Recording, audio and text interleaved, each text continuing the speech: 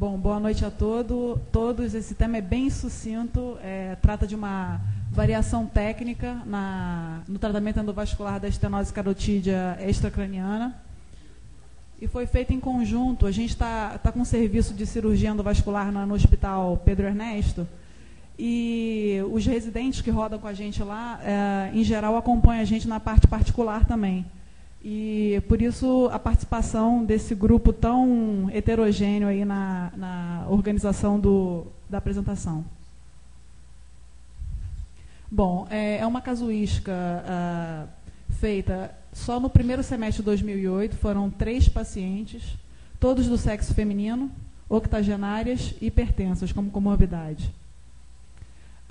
Como indicação para o tratamento endovascular da estenose carotídea, essas pacientes apresentavam um diagnóstico ao duplex scan e à angiotomografia. Apresentavam uma estenose crítica unilateral de carótida direita, eram assintomáticas e, como programação inicial, baseado nos exames diagnósticos, a gente faria uma punção femoral direita para o tratamento endovascular. Aqui, a cateterização seletiva de troncos supraórticos, em geral, a gente utiliza o catéter Simons 2 e o catéter H1. O catéter H1 para pacientes com arco menos tortuoso, seria a segunda foto, e o catéter Simons 2 para um paciente com arco mais tortuoso, em geral pacientes acima de 65 anos. Então a gente meio que estabelece como rotina pacientes acima de 65 anos no diagnóstico carotídeo, a gente usa um Simons 2, no paciente abaixo de 65 anos a gente começa com um H1. Bom, o arco aórtico bovino, que seria a grande dificuldade técnica, principalmente para a cateterização da artéria carótida esquerda, os senhores podem ver aí um estudo angiográfico e um esquema desse arco bovino, que seria a carótida esquerda, originando da origem do tronco braquicefálico. Mas aí não está o grande problema para o cateterismo das artérias das carótidas. Bom, o grande problema seriam esses arcos bovinos.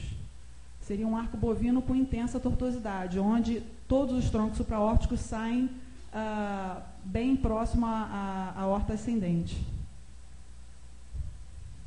Bom, a indicação de acesso alternativo seria doença aortoilíaca grave, ou região inguinal hostil, derivações arteriais inguinais, obesidade mórbida. Todos esses fatores seriam uma contraindicação para a punção femoral. E nos nossos 3 casos a gente não teve isso. A gente teve impossibilidade de cateterização por intensa tortuosidade do arco aórtico. A técnica usada por nós, após a tentativa de punção pela femoral, foi punção braquial direita com Gelco 16, introdução de uma bainha 5, cateterismo seletivo da carótida externa com Simons 1 e hidrofílico. Nesse caso a gente usou um catéter Simons 1, curvatura menor para a gente conseguir introduzir esse catéter pelo tronco braquicefálico, troca por bainha carotídea 7 frente sobre um fio guia Amplatz extra stiff de troca, posicionando essa bainha bem próxima à bifurcação carotídea. A colocação de um sistema de proteção cerebral, a gente usou o Interceptor Plus da Medtronic de 5,5. Foi realizada a pré-dilatação com balão 420, um balão menor, depois colocado um stent autoexpansível Exponent, também da Medtronic, nos 3 casos 840, e nos casos que for necessária a pós-dilatação, a gente fez pós-dilatação com catéter balão 620. Em todos os casos foi realizada angiografia extra intracraniana pré e pós-procedimento. Bom, aqui eu vou mostrar um dos casos, onde os senhores podem ver na primeira imagem o catéter Simons 1 armado, logo entrando na origem do tronco braquicefálico, e depois posicionado com a curvatura dele, caindo justamente na origem da carótida direita. Aqui ficou um pouco escuro, mas os senhores podem observar na primeira foto a marquinha radiopaca na ponta da bainha shuttle, da bainha 7 frente, e com a injeção do contraste, os senhores podem observar a lesão carotídea crítica. Bom, aqui os estudos comparativos da lesão pré-stent e da lesão pós-stent. Eu estou sem pointer aqui.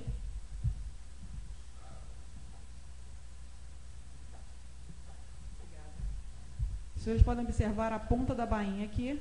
Está bem próximo à bifurcação para ficar mais fácil o cateterismo, a passagem do sistema de proteção cerebral. E os senhores podem observar aqui, também não tá dando, nem eu estou conseguindo enxergar bem, mas a gente retrai um pouco a bainha aqui para baixo e o stent ficou mais ou menos nessa posição.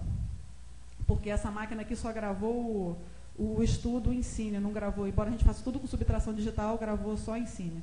E aqui o estudo pós, que mostra, como ela tinha a carótida esquerda normal, tinha dominância cerebral esquerda.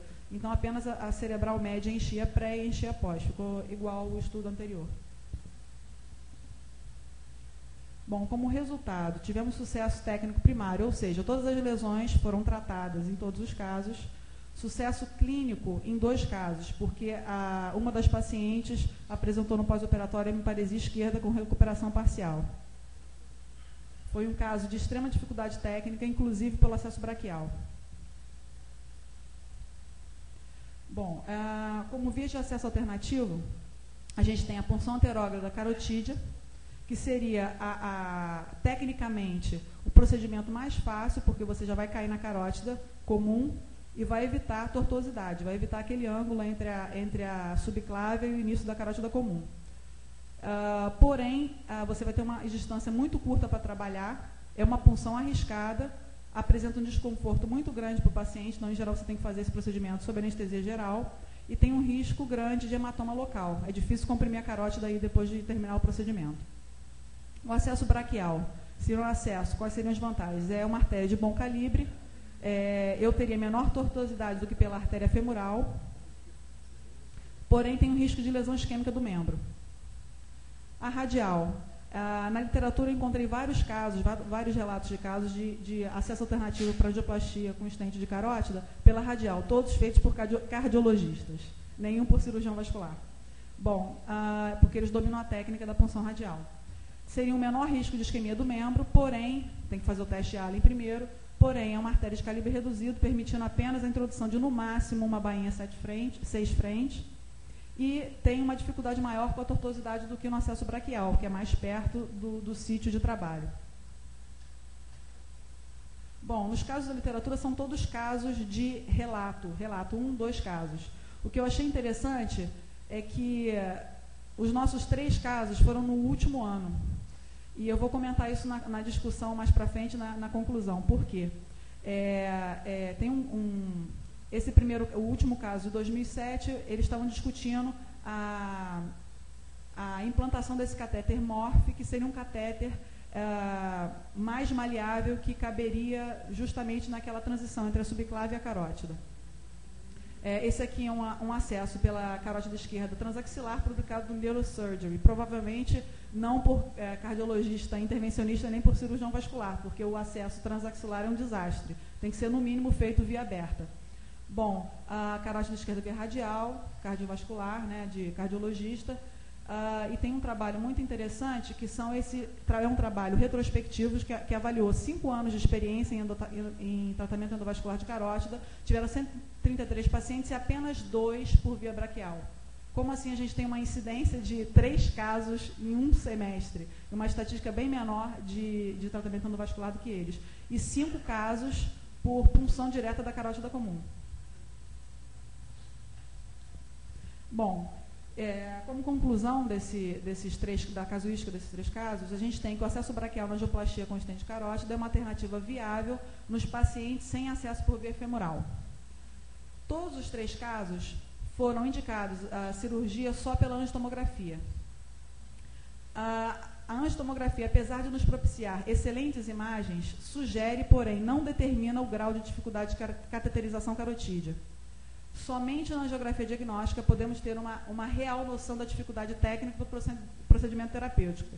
Então, isso eu quero concluir o seguinte, que é o mais importante desse trabalho. Na minha experiência anterior, que eu fazia muito exame para angiovita, todo caso que tinha muita dificuldade diagnóstica na cateterização da carótida, a gente não indicava tratamento endovascular, ia de cara para tratamento aberto. Então, esses 3 casos que a gente fez foram de cara para tratamento endovascular antes de fazer angiografia. Então, a gente não sabia da real dificuldade técnica de se fazer o tratamento endovascular. E eu diria que, obviamente, o tratamento via braquial seria um fator complicador da técnica. Você está manipulando mais o arco, já tentou manipular via femoral e vai manipular mais uma vez via braquial. Então, talvez a gente tenha que considerar esse estudo pré, embora na nossa realidade é um pouco difícil.